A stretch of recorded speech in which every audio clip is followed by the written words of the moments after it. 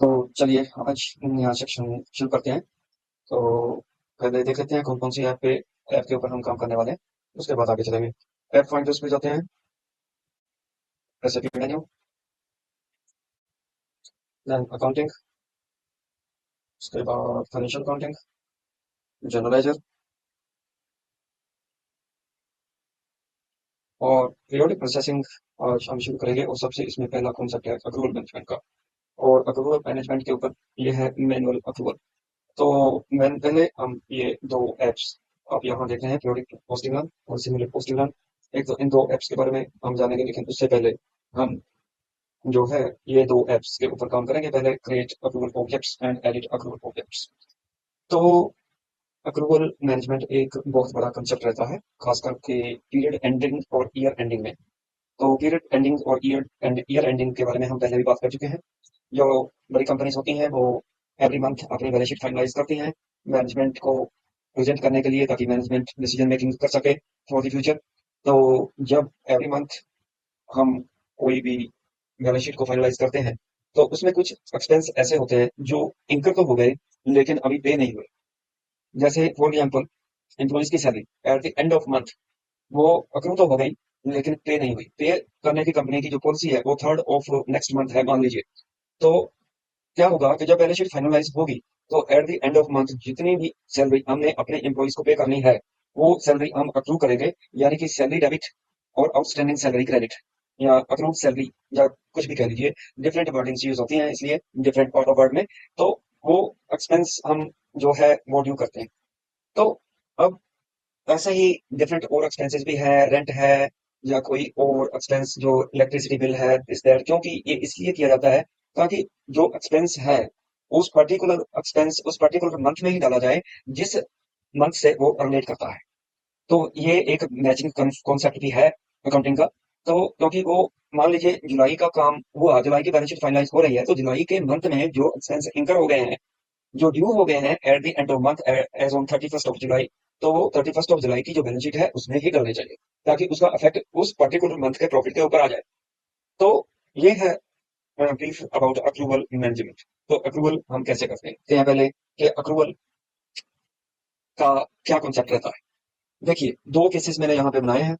तो ये कौन सी प्रैक्टिस कंपनी फॉलो करती है वो इस बात के ऊपर डिपेंड करेगा कि कंपनी की इंटरनल पॉलिसी क्या है। तो केस वन ये है कि eight the end of month company, जैसे यहाँ पे मैंने ऑफिस रेंट की एग्जांपल ली है, तो ऑफिस रेंट को डेबिट करेगी और प्रोविजंस को क्रेडिट कर देगी eight the end of month.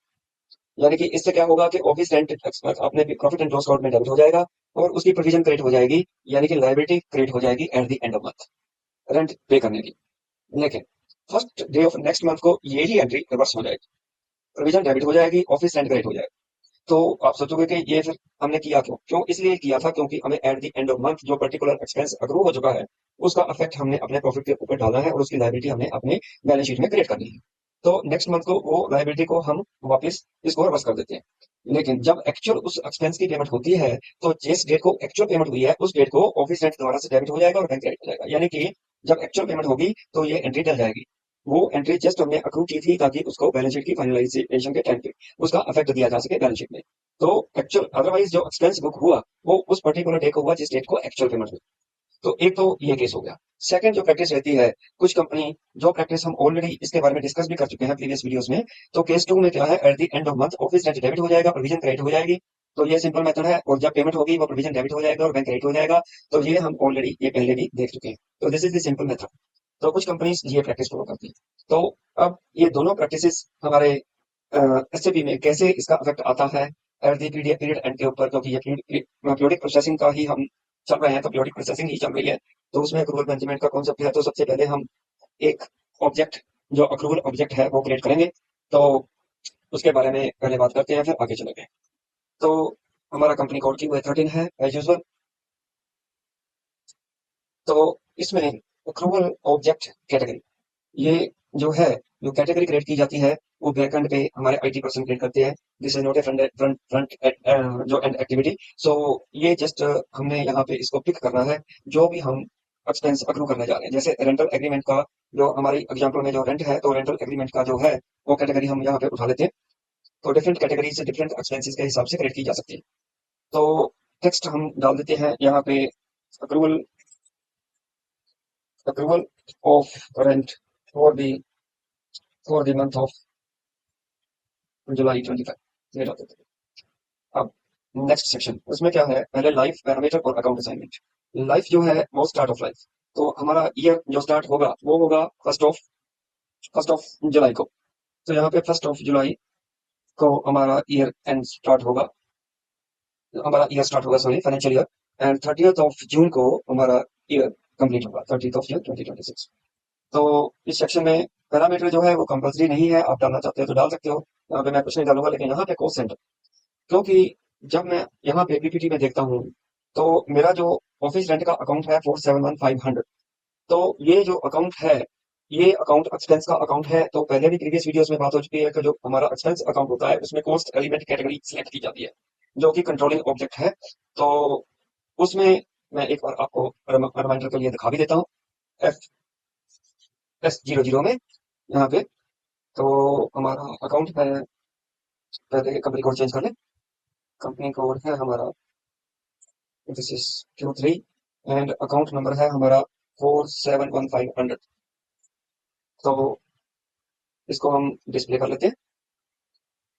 Okay, तो यहाँ पे कंट्रोल डेटा में मैं आपको दिखा देता हूँ यहाँ पे, क्योंकि यहाँ कॉस्ट एलिमेंट कैटेगरी सिलेक्ट कर रखी होती है एक्सपेंस अकाउंट में, तो इसलिए हमें यहाँ पे कॉस्ट सेंटर उसमें डालना हो। जो भी एंट्री हम अक्रूवल की डालेंगे तो उसमें कौन सा कॉस्ट सेंटर आएगा वो हम यहाँ पे डाल देते हैं। तो ये कॉस्ट सेंटर मैं फिलहाल डाल देता हूँ। तो एवरी एंट्री जो कॉस्ट होगी अक्रूवल्स की every month eight the end of every month, तो इसमें ये कॉस्ट सेंटर ये सिस्टम उठा लेगा। तो अभी ये सेक्शन कंप्लीट हो गया। अभी मैं नेक्स्ट सेक्शन के ऊपर चलता हूँ, ये है लाइन आइटम का। तो लाइन आइटम में पहले लाइन आइटम क्रिएट करते हैं। तो ये एक बहुत इंपॉर्टेंट चीज है, अप्रूवल आइटम टाइप। तो इसमें क्या है कि हमें क्या कौन सी ये उठानी है, ये है हमारा, ये कंपोनेंट है हमारा एसी। तो इसमें डिफरेंट जो हमारी आइटम कैटेगरी है, तो क्योंकि हमें कॉस्ट, ये है कॉस्ट से हमारी रिलेटेड एक्टिविटी है, क्योंकि एक्सपेंस रेंट हमारा जो है कॉस्ट हमने इनकर की उसकी हमें अप्रूवल क्रिएट करनी है, जो हमने कॉस्ट इनकर की है, तो इसमें ये आइटम कैटेगरी कॉस्ट की हम यहाँ पे उठाएं। तो इसको मैं उठा लेता हूँ। तो टोटल अमाउंट मेरे को कितना टोटल अमाउंट पे करना है रेंट का, मान लीजिए मेरे को 24,000 इस साल में टोटल अमाउंट पे करना है। तो ऑस्ट्रेलियन डॉलर्स मेरी करेंसी है, तो $24,000 मेरे को टोटल जो है रेंट पे करना है पूरे साल में, इन कंप्लीट ईयर्स। तो अब यहाँ पे जो लास्ट सेक्शन है उसमें अभी हमें कुछ ज्यादा करना नहीं है, पहले हम चेक कर लेते हैं और सिमुलेट कर लेते हैं। ये देखिए, जब मैंने चेक और सिमुलेट किया तो यहाँ पे कुछ एक्स्ट्रा जो टैब्स है नेक्स्ट सेक्शन की वहां पे अपीयर हो गई। तो ये हमें बता रहा है कि कितना कौन कौन सी डेट को अक्रूवल, कैसे जैसे फर्स्ट मंथ की अक्रूवल 2000 डेट होगी, ऐसे नेक्स्ट मंथ को 4000 हो जाएगी, 2000 और बढ़ जाएगी, ऐसे बढ़ते बढ़ते ये टोटल 24,000 की अक्रूवल हमारी टोटल हो जाएगी। तो ये 24,000। तो इसमें बाकी के जो इसके टैब्स हैं इस सेक्शन की, उसके बारे में मैं थोड़ा बता देता हूँ, लेकिन अभी आपको इसमें कुछ अभी दिखाई देगा नहीं, क्योंकि हमने कुछ अभी क्रिएट किया नहीं है इसमें। तो अभी मैं यहाँ पे दिखा देता हूँ, पोस्टिंग तब होगी जब हम कोई जो eight the end of month approval की एंट्री डालेंगे, तो तब यहाँ पे अमाउंट आएगा। मैं आपको फिर रिविजिट करके इस इंटरफेस के ऊपर मैं आपको ये दिखाऊंगा। पोस्टेड अमाउंट भी यहाँ पे आएगा। तो अकाउंट्स जो है यहाँ पे हमें कुछ डालना नहीं है, क्योंकि ये बैक एंड एक्टिविटी है ऑलरेडी। सिस्टम कौन से अकाउंट में डेबिट करना है, कौन से अकाउंट में क्रेडिट करना है, वो सिस्टम बैक एंड से उठाएगा, और बैक एंड एक्टिविटी जो है एंड यूजर एक्टिविटी नहीं है, वो जो है आईटी पर्सन हमारे लिए सेटअप करके देते हैं। तो अभी फिलहाल हमें अप्रूवल ऑब्जेक्ट क्रिएशन में इतना ही डालना है। तो इसको हमने चेक सिमुलेट कर लिया, तो अभी मैं फिलहाल इसको सेव कर लेता हूँ। तो देखिए, ये मेरा अप्रूवल ऑब्जेक्ट 100000001 क्रिएट हो गया। तो यहाँ पे इस अप्रूवल ऑब्जेक्ट को हम यूज करेंगे पोस्टिंग करने के लिए। तो नेक्स्ट वीडियो में हम देखेंगे कि ऐसे इसको ही पोस्टिंग कैसे होती है इस अप्रूवल ऑब्जेक्ट को यूज करके। तो फिलहाल जो दूसरी ऐप है जो एडिट अप्रूवल ऑब्जेक्ट की, इसके बारे में थोड़ा बात कर लेते हैं। तो अभी Q13 मैं यहाँ पे कंपनी कोड डालता हूँ। तो यहाँ पे मैं इसको फिलहाल जस्ट एग्जीक्यूट कर लेता हूँ। तो मेरे पास जो ये मेरे को इस ट्री में दिखा रहा है कि कौन कौन से मेरे पास प्रिंटिंग के जो है, अभी मैं रिसेंटली जो अप्रूवल ऑब्जेक्ट क्रिएट किया वो ये वाला है 100000001। अब मैं इसको डिस्प्ले कर क्लिक कर लेता हूँ। ये मेरा डिस्प्ले हो गया। इसको विंडो को मैं थोड़ा नैरो कर देता हूँ इस साइड पे। तो इसमें अगर आपको कुछ जो आपने आइटम्स डाली हैं या कुछ भी पैरामीटर अकाउंट असाइनमेंट कुछ भी आपको अगर चेंज करना है तो यहाँ पे आप चेंज कर सकते हो। वैसे मेरे पास ज्यादा कुछ चेंज करने को है नहीं यहाँ पे, सिर्फ मैं जस्ट इसका टेक्स्ट चेंज कर देता हूँ यहाँ पे। तो डिस्प्ले है, डिस्प्ले मोड में है तो इसको चेंज मोड में ले आते हैं पहले।